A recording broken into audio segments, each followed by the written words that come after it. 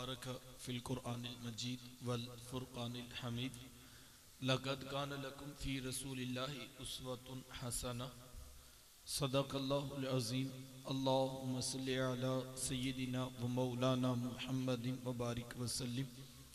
حمد و صلاۃ کے بعد عزتوں کی مسند پر جلوہ فراز عالی مرتبت ذی وقار محترم محتشم علماء کرام اور واجب الاحترام ذوی الاحتشام برادران اسلام، السلام علیکم ورحمۃ اللہ وبرکاتہ۔ بتوفیق باری تعالی مجھے اور آپ کو حضور علیہ السلام کے ذکر جمیل کی سعادت مندیاں نصیب ہو رہی ہیں۔ دعا ہے اللہ تعالی میری اور آپ کی حاضری کا ایک ایک لمحہ قبول فرمائے اور قابل عمل باتوں پر توفیق عمل نصیب فرمائے۔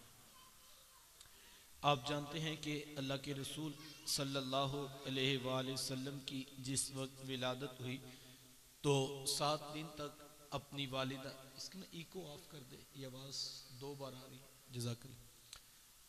آقا کریم علیہ السلام کی جس وقت ولادت ہوئی تو 7 دن تک اپنی والدہ حضرت آمینہ سلام اللہ علیہ کا دودھ پیا۔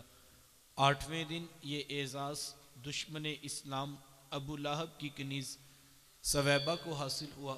اس نے حضور علیہ السلام کو دودھ بھی پلایا اور دیکھ بھال بھی کی۔ یہ چند دن کا دودھ تھا، یہ چند دن کی ہی دیکھ بھال تھی، لیکن میرے آقا نے ثویبہ کے اس احسان کو پوری زندگی یاد رکھا۔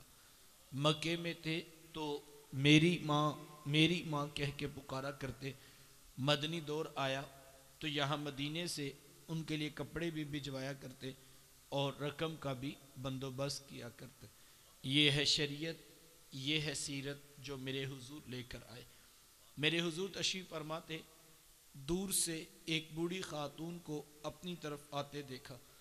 آقا کریم علیہ السلام کی نظر پڑی تو میرے حضور اٹھ کھڑے ہوئے، میری ماں پکارتے ہوئے اور دوڑ لگاتے ہوئے ان کے قریب پہنچے، پھر کندھوں سے چادر اتار کر نیچے زمین پر بچھا دی، جسے میں اور آپ کائنات کا قیمتی اثاثہ سمجھتے ہیں۔ اپنی والدہ کو اس چادر کے اوپر بٹھایا، کان لگا کر گھنٹوں ان کی باتیں سنی، اور جب وہ بوڑھی خاتون خود اٹھ کر واپس جانے لگی تو کسی نے راوی سے پوچھ لیا، یہ آنے والی خوش قسمت خاتون کون تھی کہ محبوب علیہ السلام نے کندھوں کی چادر ان کے قدموں کے نیچے بچھا دی؟ تو بتانے والے نے بتایا کہ تمہیں نہیں پتا، یہی تو حضور علیہ السلام کی رضائی والدہ حضرت حلیمہ سعدیہ سلام اللہ علیہ۔ سگی ماں تو سگی ماں ہوتی ہے، میرے محبوب علیہ السلام نے تو دودھ پلانے والی ماں کو بھی اتنی عزتیں عطا کی۔ ماں باپ کیا ہوتے ہیں یہ زمانے کو میرے محبوب علیہ السلام نے آ کر بتلایا۔ آقا کریم علیہ السلام ایک دن صحابہ کو نماز پڑھانے آئے، تا حد نگاہ صحابہ نے اٹھ کر حضور کا استقبال کیا۔ محبتوں برا یہ ہجوم دیکھا تو چھم چھم آنکھوں سے آنسو برسنے لگے۔ ایک ٹھنڈی آہ بری اور کیا فرمایا، لو ادرکت والدیہ او احدہما، کاش آج میرے ماں باپ بھی زندہ ہوتے یا ان میں سے کوئی ایک ہی زندہ ہوتا۔ بندے نے دکھوں کا دور دیکھا ہو، اللہ بات میں سہولتیں عطا کر دے تو بندہ آرزو کرتا ہے کہ کاش آج میرے ماں باپ بھی زندہ ہوتے۔ میرے گھر میں غربت دیکھی تھی، دولت کی ریل پیل بھی دیکھتے، میرے آنگن میں مصیبتیں دیکھی تھی، محبتوں کے کھلے ہوئے گلاب بھی دیکھتے، میری ذلتوں کا دور دیکھا تھا، سر پہ سجی ہوئی عزتوں کی دستار بھی دیکھتے۔ آپ جانتے ہیں کہ میرے حضور ابھی شکم مادر میں تھے کہ میرے حضور علیہ السلام کے والد کا انتقال ہو گیا۔ 6 سال کی عمر ہوئی، ابوا کی ریت کا مقام اور 3 نفوس پر مشتمل قافلہ، حضرت ام ایمن، حضرت آمینہ سلام اللہ علیہ اور حضور علیہ السلام کہ حضرت آمینہ کو بھی بخار ہو گیا۔ سمجھ گئی کہ میرا یہ بخار جان لیوا ثابت ہوگا۔ ام ایمن کو قریب بلایا، اپنے در یتیم کا ہاتھ ان کے ہاتھ میں پکڑاتے ہوئے فرمایا، ام ایمن میرے اس بیٹے کو بحفاظت امیر قریش عبد المطلب تک پہنچا دینا۔ پھر بیوہ ماں نے اپنے لخت جگر کے سر انور پر شفقتوں برا ہاتھ رکھا اور کوئی آخری پیار بری باتیں کہنا چاہیں، لیکن ضبط کے سارے بندھن ٹوٹ گئے۔ چھم چھم آنکھوں سے آنسو برسنے لگے۔ آخری لفظ جو کائنات کی عظیم ماں نے کہے وہ کیا تھے؟ کہا بیٹا ہر نئی چیز نے پرانے ہو جانا ہے اور ہر باقی نے فنا ہو جانا ہے۔ میں بھی جا رہی ہوں وذکر باق وولدت طہرا، لیکن میرا ذکر باقی رہے گا اس لیے کہ میں تیرے جیسا ستھرا بیٹا چھوڑ کے جا رہی ہوں۔ جن ماؤں کے بیٹے اتنے اچھے ہوں ان کے ذکر نہیں مٹا کرتے۔ یہ آخری لفظ کہے کہ حضور علیہ السلام کی والدہ کی سانس ٹوٹ گئی، آنکھیں بند ہوئیں تو میرے حضور بار بار اپنی ماں کو ہلاتے اور ساتھ پوچھتے امی آپ بولتی کیوں نہیں، امی آپ بولتی کیوں نہیں، لیکن آگے سے کوئی جواب نہیں آ رہا تھا۔ پھر کتنے حوصلے سے اپنی ماں کی لہت کو چھوڑا ہوگا، بار بار پلٹ کر دیکھتے نہ جانے دوبارہ یہاں آنا بھی ہوگا یا کہ نہیں۔ پھر 2 سال ہی گزرے تھے کہ امیر قریش عبد المطلب کا جنازہ بھی اٹھا، پورا مکہ امڑ کے آ گیا۔ لوگ آگے بڑھ کر جنازے کی چارپائی کو کندھا دے رہے تھے، لیکن ایک 8 سال کی عمر کا بچہ تھا جو کبھی اس دیوار سے لگ کے روتا، جو کبھی اس دیوار سے لگ کے روتا۔ شاب ابی طالب کی گھاٹی بھی آئی، طائف کے بازاروں میں پتھر بھی مارے گئے، گندی اوجریاں جس میں اتھر پہ ڈالی گئی، ایک بدبخت گلے میں کپڑا ڈال کر تاؤ بھی دیا۔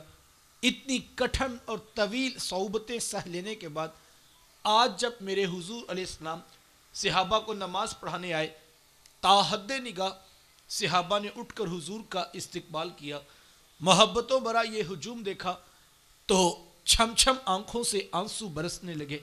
ایک ٹھنڈی آہ بری اور کیا فرمایا، لو ادرکت والدی او احدہما، کاش آج میرے ماں باپ بھی زندہ ہوتے یا ان میں سے کوئی ایک ہی زندہ ہوتا، پھر میں لوگوں کو نماز عشاء پڑھا رہا ہوتا، اس میں سورہ فاتحہ کی تلاوت کر رہا ہوتا، پھر میری ماں کو میرے ساتھ کوئی کام یاد آ جاتا، وہ دروازے پہ آتی، چلمن سرکاتی، اپنے میٹھے اور پیار بھرے لہجے میں فرماتی، ابنی محمد، میرے بیٹے محمد میری بات تو سنو۔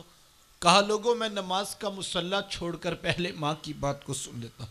ماں باپ کو اس قدر عزت، پیار، محبت، الفت، رتبہ، مقام کہاں سے ملا ہے؟ جواب ایک ہی ہے، یہ فیض ہے آمینہ کے لال کا، یہ فیض ہے میلاد والے آقا کا، جنہوں نے اتنی عزتیں اور مقام و مرتبے آ کر عطا فرمائے۔ بیٹیاں کیا ہوتی ہیں یہ زمانے کو میرے محبوب علیہ السلام نے آ کر بتلایا۔ آقا کریم علیہ السلام کی آمد سے قبل آپ تاریخ عرب اٹھائیں، جب کسی کے ہاں بیٹی پیدا ہوتی تو شرم سے اس کا منہ کالا ہو جاتا۔ عزت اور آبرو بچانے کا ایک ہی راستہ ہوتا کہ ظالم باپ ماں کی ممتا بری گود سے پھول جیسی بیٹی چھینتا، گڑھا کھود کے دکا دے کر اوپر مٹی ڈال دیتا۔ اگر کوئی باپ اتنا ظالم تھا، اتنا سفاک تھا، تو وہ اس قابل تھا کہ وہ معاشرے میں سر اٹھا کر جی سکتا ہے، اور اگر کسی کے ہاتھوں میں اتنی سکت نہیں کہ وہ اپنی زندہ بیٹی کا گلا دبا سکیں تو وہ اس قابل نہیں تھا کہ معاشرے میں سر اٹھا کر جی سکے۔ یہ عرب معاشرہ ہے جس کو قرآن مجید فرقان حمید نے بھی بیان کیا ہے۔ وہ عملاً بیٹیوں کو ذبح کیا کرتے اور بہنوں کو زندہ درگور کر دیا کرتے۔ جس دور میں بیٹی ذبح کی جا رہی تھی، جس دور میں بہن زندہ درگور کر دی جاتی، میرے حضور اس دور میں کلمہ حق بلند کیا اور حضور میں بیٹیوں کو ذبح کرنے والوں سن لو، فاطمہ تو بدعۃ منی، میری فاطمہ تو میرے جگر کا بھی ٹکڑا ہے۔ یہ کلمہ محبت بھی ہے، یہ کلمہ جہاد بھی ہے۔ دیکھیں آج میں یا آپ اپنی بیٹی یا بہن کے لیے کوئی پیار بری بات کہیں تو یہ بہت بڑی بات نہیں ہے۔ آج اس معاشرے میں بیٹی کی عزت ہے، آج اس معاشرے میں بہن کا وقار ہے۔ یوں ہی تو نہیں بوڑھا باپ اپنی جھکی ہوئی کمر پہ بوریاں لاد لاد کے مزدوری کر رہا ہے کہ میں نے اپنی بیٹی کو عزت کے ساتھ رخصت کرنا ہے۔ جوان سال بائی فیکٹری میں اوور ٹائم لگا رہے ہیں کہ ہم نے بہنوں کو عزت کے ساتھ بیانا ہے۔ یار یہ باپ تو ذبح کرتا تھا، یہ بھائی تو زندہ درگور کر دیتا تھا، ان کے سینے میں اتنا کوٹ کوٹ کر پیار کس نے بھر دیا؟ جواب ایک ہی ملے گا، یہ فیض ہے آمینہ کے لال کا، یہ فیض ہے میلاد والے آقا کا، جنہوں نے کٹتی بیٹیوں کو عزت، اور ذبح ہوتی ہوئی بہنوں کو زندگی کی بہاریں عطا فرمائی۔ آقا کریم علیہ السلام ایک دن گھر تشریف لائے تو ام المومنین حضرت عائشہ صدیقہ رضی اللہ تعالی عنہا عرض کرتی ہیں کہ حضور آج بڑا عجیب واقعہ ہوا۔ حضور میں عائشہ آج کیا ہوا؟ عرض کی حضور ایک حبشیہ نیات عورت آئی اور اس نے آ کر دروازے پر صدا لگائی۔ میں نے گھر میں تلاش کیا کہ کوئی چیز مل جائے تو میں سائل کو صدقہ کر دوں۔ تلاش بسیار کے بعد مجھے صرف ایک کھجور ملی اور میں اس کو وہی صدقہ کر دوں۔ حضور اس نے اس کھجور کے 2 ٹکڑے کیے، ایک دائیں جانب والی بیٹی کو کھلا دیا اور ایک بائیں جانب والی بیٹی کو کھلا دیا۔ حضور ماں خود بھوکی تھی، اس کا اپنا پیٹ بھی کمر سے لگا ہوا تھا، لیکن اس نے خود کچھ نہیں کھایا اور سب کچھ اپنی بیٹیوں کو کھلا دیا۔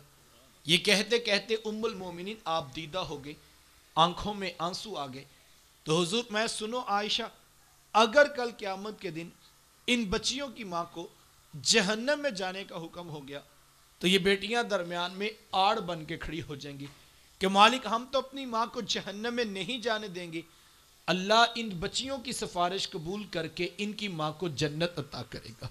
کہاں بیٹیاں باعث شرم و ننگوار سمجھی جاتی تھی تو کہاں بیٹیاں ہی دخول جنت کا سبب قرار پائیں۔ خود فرمایا جس کو اللہ نے 2 بیٹیاں یا 2 بہنیں عطا کی، پھر اس نے ان کی پرورش کی، ان کی تربیت کی، یہاں تک کہ ان کا نکاح کر دیا، اور پھر پیچھے سے بھی اس نے خیر خبر رکھی، تو میرے حضور ماتے اتنا خوش قسمت شخص ہے، کل قیامت کے دن میرے اتنے قریب ہوگا جتنی یہ 2 انگلیاں آپس میں قریب ہیں۔ یہ اعزاز، یہ تکریم کس کو ملے گا؟ جس نے بیٹیوں سے وفا کی ہوگی۔ بہنیں کیا ہوتی ہیں؟ یہ زمانے کو میرے حضور علیہ السلام نے آ کر بتلایا۔ آپ جانتے ہیں کہ آقا کریم علیہ السلام کا نہ کوئی سگا بھائی تھا اور نہ کوئی سگی بہن۔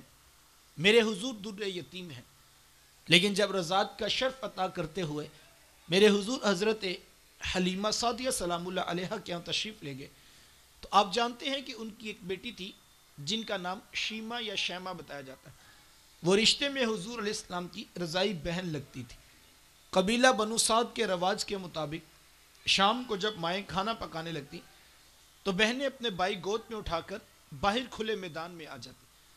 ہر بہن کی گود میں اس کا بھائی ہوتا اور وہ اپنے بھائی کے حسن کے قصیدے پڑھ رہی ہوتی۔ اگر کسی کے بھائی کا رنگ کالا ہوتا تو وہ کہتی رنگ کالا ہے تو کیا ہوا، میرے بھائی کے نقوش دیکھو کتنے خوبصورت ہیں، اس کی اٹھی ہوئی ناک، اس کی جیل جیسی خوبصورت آنکھیں تو دیکھو کتنی پیاری ہیں۔ تو وہ نقوش کو معیار حسن قرار دیتی۔ اور اگر کسی کے بھائی کا رنگ گورا چٹا ہوتا تو وہ کہتی جناب رنگ نہیں تو کچھ نہیں، حسن تو ہوتے ہی سارا رنگت میں ہے، میرے بھائی کا رنگ دیکھو کتنا گورا چٹا ہے۔ جو یہ بحث مباحثہ چل رہا ہوتا اور کوئی بہن بھی ہار ماننے کو تیار نہ ہوتی، اتنے میں ایک سمت سے حضرت شیمہ اپنا ویر محمد اٹھا کے لے آتی اور کہتی ذرا میرے ویر کا مقابلہ بھی تو کرو نا۔ تو وہ کہتی نہیں نہیں شیمہ تیرے ویر کا مقابلہ تو نہیں نا، تیرا تو ساروں کا ہی سردار لگتا ہے۔ کتب میں آتا ہے حضرت شیمہ کا سر فخر سے بلند ہو جاتا، اور یار ہوتا بھی کیوں نہ جس بہن کی گود میں 2 جہاں کا سردار بھائی بیٹھا ہو، پھر ان کا مان تو بنتا۔ وہ حضور کو سینے سے چمٹا لیتی اور دعا دیتی ربنا اب کیلانا محمدا، انشاءاللہ میرے ویر محمد کو نظر نہ لگے۔ آج میں دیکھ رہی ہوں بچوں کا سردار ہے، کل اپنی آنکھوں سے دیکھوں جوانوں کا بھی سردار بنے۔ زندگی کے لیل و نہار گزرتے گئے، حضرت شیمہ کی شادی ہوگی۔ مدنی دور کی کہانی ہے۔ اتفاق یہ ہوا کہ جس قبیلے میں حضرت شیمہ کی شادی ہوئی، حضور علیہ السلام کے صحابہ کی لڑائی اور جنگ اسی قبیلے کے ساتھ، ان کے کچھ بندے قتل کر دیے اور کچھ کو قیدی بنا کر صحابہ اپنے ساتھ لے آئے۔ عرب کے رواج کے مطابق قیدیوں کو چھڑانے کے لیے قوم کے سردار فدیہ اور فنڈ اکٹھا کرنے کے لیے نکلے۔ ہر دروازے پر دستک دیتے اور فنڈ مانگتے۔ چلتے چلتے حضرت شیمہ کے دروازے پر پہنچ گئے۔ دستک دی تو پوچھا کون؟ کہا قبیلے کے سردار ہیں، فنڈ اکٹھا کر رہے ہیں، تم بھی اپنا حصہ ڈالو۔ پوچھا یہ فنڈ کس لیے اکٹھا کیا جا رہا ہے، یہ رقم کیوں جمع ہو رہی؟ تو کہا کہ مدینے میں ایک شخص ہے، ادعائے نبوت رکھتا ہے، اس نے ہمارے لوگ پکڑے ہیں، ہم نے اپنے قیدی چھڑانے۔ تو پوچھا کہ اس کا نام کیا ہے؟ کسی کی زبان سے بے ساختہ نکلا محمد صلی اللہ علیہ وآلہ وسلم۔ ایک عرصے کے بعد حضور علیہ السلام کا نام سنا تو آنکھوں میں آنسو آ گئے۔ کہا انہوں نے تمہارے بندے پکڑے؟ کہا ہاں انہوں نے ہمارے لوگ پکڑے۔ کہا پھر فنڈ اکٹھا کرنا چھوڑو، صرف مجھے ساتھ لے چلو۔ کہا تم کیا کرو گی؟ کہا تمہارے قیدی چھڑا کے لاؤں گی۔ کہا تم ان کو جانتی ہو؟ کہا ہاں ہاں، تمہیں نہیں پتا وہ میرے بچپن کے ویر اور بھائی لگتے ہیں، میں تمہارے قیدی چھڑا کے دکھاؤں۔ حضرت شیمہ قبیلے کے سرداروں کو ساتھ لیا اور حضور علیہ السلام کے خیمہ نوری کی طرف سفر شروع کیا۔ یہ وہ وقت تھا جب ادب کی آیات نازل ہو چکی تھی۔ خبردار میرے رسول کی آواز سے آواز بھی اونچی نہ کرنا، ورنہ زندگی کی ساری کمائی غارت کر کے رکھ دوں۔ صحابہ ننگی تلواروں سے در حبیب پہ پہرا دے رہے تھے۔ حضرت شیمہ اس خیال سے کہ میں اپنے بھائی کو ملنے جا رہی ہوں، جب آگے بڑھنا چاہا تو پہرے داروں نے تلواریں سونپ دی۔ رک جا دیہاتی عورت، جانتی نہیں آگے کوچہ رسول ہے، آگے تو بغیر اجازت کے جبریل نہیں جا سکتے، تو کون ہے؟ روایت میں آتا ہے جب راستہ روک دیا گیا، تلواریں سونپ دی گئیں، تو حضرت شیمہ نے یوں ہاتھ سے تلوار کو جھٹک کے کہا خلو سبیلی وعلموا انا اخت نبیکم، کہا میری راہیں چھوڑ دو، جانتے نہیں میں تمہارے نبی کی باجی اور بہن لگتی ہوں۔ یہ آواز کانوں میں پڑی تو صحابہ کی آنکھوں پر پلکوں کی چلمنے آ گئے، نگاہیں نیچی کر لی، تلواریں پیچھے ہٹا لی۔ حضرت شیمہ پورے پروٹوکول سے حضور علیہ السلام کے خیمہ نوری کی طرف بڑھی۔ میرے حضور جب دور سے بہن کو آتے دیکھا، حضور اٹھ کر استقبال کیا، مرحبا خوش آمدید پیش کرتے ہوئے فرمایا میری بہن آج کدھر کو آنا ہوا؟ عرض کی حضور آپ کے بندوں نے ہمارے کچھ لوگ پکڑ لیے ہیں، میں ان قیدیوں کو چھڑانے کے لیے آئی ہوں۔ سنو بھائیو، اللہ کے رسول نے کیا ارشاد فرمایا؟ حضور میں میری بہن تو نے آنے کی زحمت کیوں گوارا کی؟ تو گھر بیٹھے بھی پیغام بھیج دیتی، میں محمد تیرے کہنے پہ ہی ساروں کو چھوڑ دیتا۔ زمانے کو عملاً بتایا کہ دروازے پر بہن کا آنا کتنا معتبر ہوتا ہے۔ پھر چند جوڑے، کچھ گھوڑے، بہت سارا ساز و سامان جمع کیا اور میرے حضور خود بہن کو رخصت کرنے کے لیے دروازے تک تشریف لے آئے۔ صحابہ نگاہیں نیچی کیے محبوب علیہ السلام کے ادب میں کھڑے تھے کہ حضور میں صحابہ میں جب بھی قیدی چھوڑا کرتا ہوں پہلے تم سے مشورہ کیا کرتا ہوں، آج پہلا موقع ہے، میں قیدی بھی چھوڑ رہا ہوں اور میں نے مشورہ بھی نہیں کیا ہے۔ عرض کی اے بندہ نواز، آپ مالک کل کائنات، آپ جو چاہیں کریں، ہم کون ہوتے ہیں بھلا درمیان میں مشورہ دینے والے؟ لیکن حضور جی اتنا تو بتائیے آج کون سی خاص بات تھی کہ آپ نے مشورہ کرنا بھی ضروری نہیں سمجھا؟ حضور فرمائے صحابہ آج میرے دروازے پر میری بہن آ گئی تھی، اور جب بہنیں دروازے پہ آ جائیں اللہ کا رسول انہیں خالی نہیں موڑا کرتا۔ زمانے کو عملاً بتایا کہ بہن کا رشتہ کتنا معتبر ہوتا ہے۔ توجہ چاہوں گا، جس دور میں بیٹی ذبح کی جا رہی تھی، جس دور میں بہن زندہ درگور کر دی جاتی، جس دور میں ماں جیسا رشتہ منڈیوں اور بازاروں میں بک جاتا تھا، اس دور میں بیوی کی کیا حیثیت ہوگی؟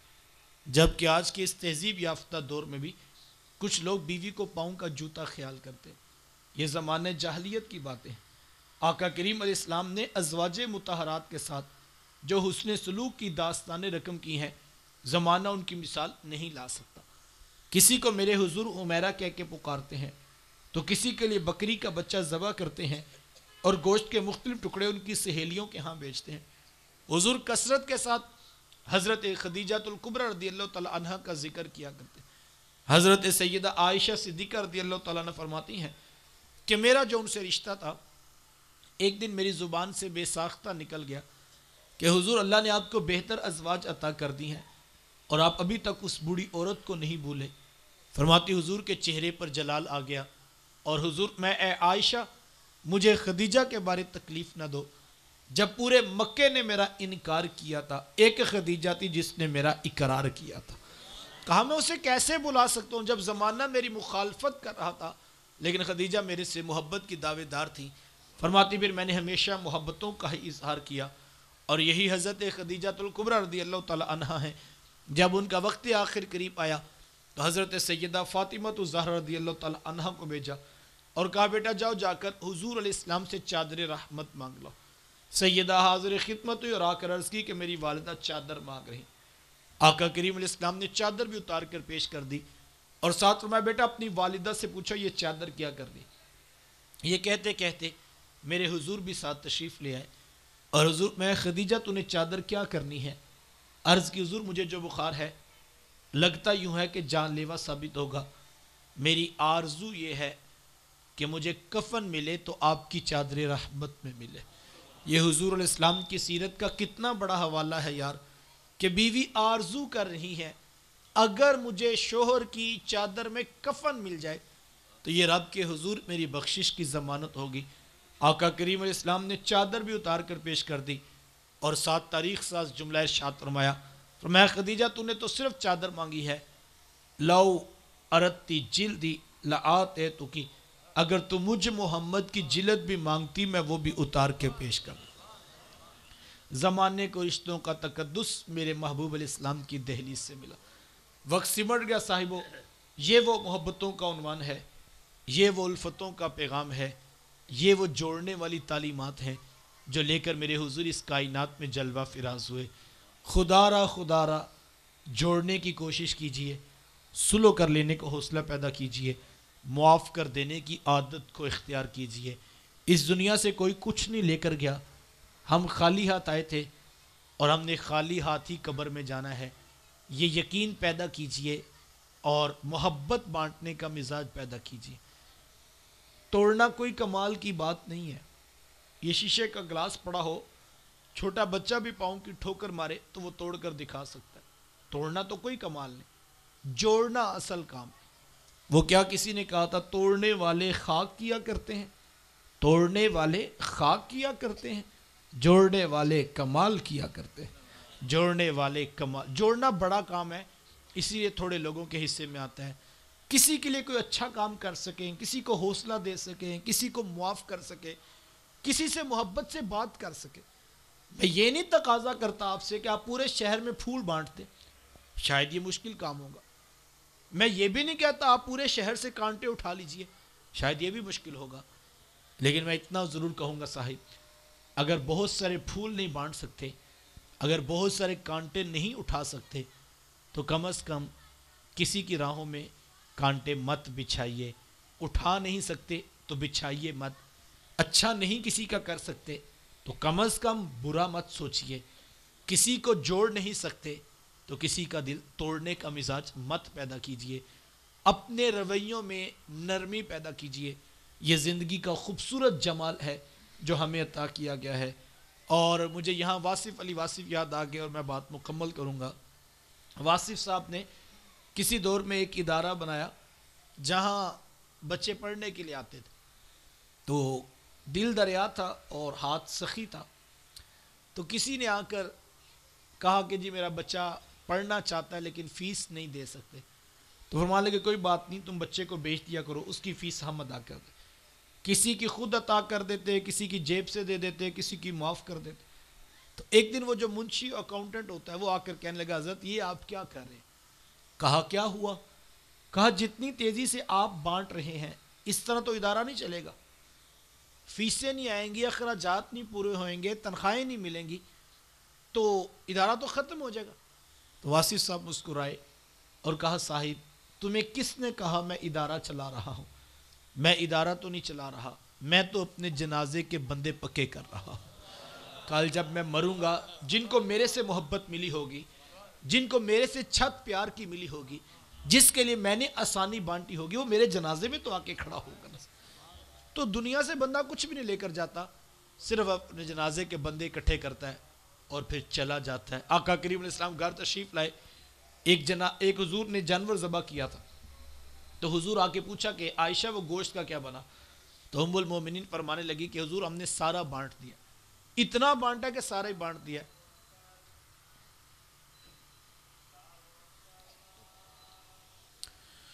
تو آقا کریم علیہ السلام گھر تشریف لائے تو فرمایا کہ عائشہ وہ گوشت کا کیا بنا؟ تو ام المومنین عرض کرتی ہیں کہ حضور وہ ہم نے سارا راہ خدا میں بانٹ دیا، یعنی اتنا بانٹا کہ سارا ہی بانٹ دیا ہے اور صرف یہ ایک بکری کا کھر بچا ہے۔ تو میرے حضور پتہ کیا فرمایا؟ حضور میں عائشہ بچہ یہ تو نہیں ہے، بچہ تو وہ ہے جو اس کے نام پر بانٹ دیا ہوا، بچہ وہ ہے جو اس کے نام پر بانٹ دیا ہے۔ ہم سب دھوکے میں ہیں، میں یہ سمجھتا ہوں جو میرے اکاؤنٹ میں ہے وہ میری بچت ہے، آپ کا بھی یہی خیال ہے جو دراز میں ہے وہ بچت ہے، آمدن ہے، اخراجات ہیں، جو اخراجات نکل جائیں تو پیچھے آمدن میں سے بچت ہی بچتی ہے. یہی قانون ہے، یہی ریاضی کا اصول ہے، یہی عقل کا فیصلہ ہے. لیکن یہ سب دھوکہ ہے. جن کا ہم نے کلمہ پڑھا ہے وہ کیا فرما رہے ہیں؟ بچا صرف وہ ہے جو اس کے نام پر بانٹ دیا ہے. اب میں دیکھوں میں نے کیا بچایا، آپ سوچئے آپ نے کیا بچایا. آئیے بانٹنے کا. وہ غریب صحابہ نے پوچھا تھا، اس سے آگے کی بات، غریب صحابہ نے پوچھا تھا حضور ہم تو غریب ہیں، ہمارے پاس تو درہم و دینار نہیں ہے. امیر صحابہ اتنا مال صدقہ کرتے ہیں، اتنی نیکیاں کما لیتے ہیں، تو حضور میں تم اتنے غریب تو نہیں ہو کہ تمہارے لبوں پہ مسکراہٹ بھی نہیں آ سکتی ہے. اپنے مومن بھائی کو مسکرا کے دیکھ لیا کرو، اللہ کے ہاں یہ بھی صدقہ لکھا جاتا ہے. محبت بانٹیے، پیار بانٹیے، الفت بانٹیے، سلو کر لینے کا حوصلہ پیدا کریجئے، معاف کر دینے کی عادت کو اختیار کیجئے. بصمیم کل بارگاہ ربوبیت میں دعا گو ہوں، اللہ تعالی ہم سب کو عمل کی توفیقات عطا فرمائے. وآخر دعوایا ان الحمد للہ رب العالمین.